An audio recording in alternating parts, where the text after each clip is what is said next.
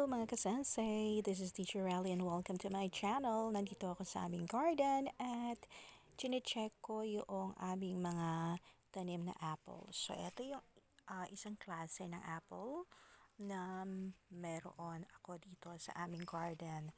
Yan. Madami itong bunga pero hindi ito yung mga malalaking apples.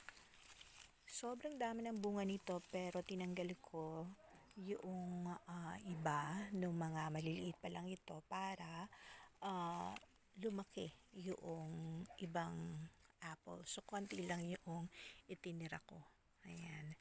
Meron pa dito sa may baba. Ayan. Ayun pa. Mga 1 linggo na lang at pwede na itong pitasin. Favorite ko itong maliliit na apples na ito, medyo maasim. So, parang kumakain ka ng mangga na hilaw kapag ito yung kinain. At ang sausawan ko dito ay bagoong. Na-try nyo na ba yun? Dito naman tayo, meron din naman tayo ditong apples na hindi rin ito yung malalaki na apples.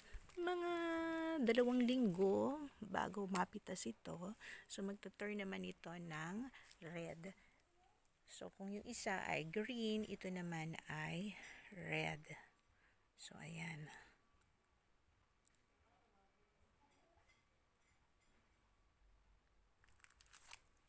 Madami itong naging bunga, pero ganun din yung ginawa ko. Hindi ko lahat pinalaki. Konti lang ay tinira ko. Konti lang naman ang kailangan. Ako lang din naman ang kakain yan. So, ayan.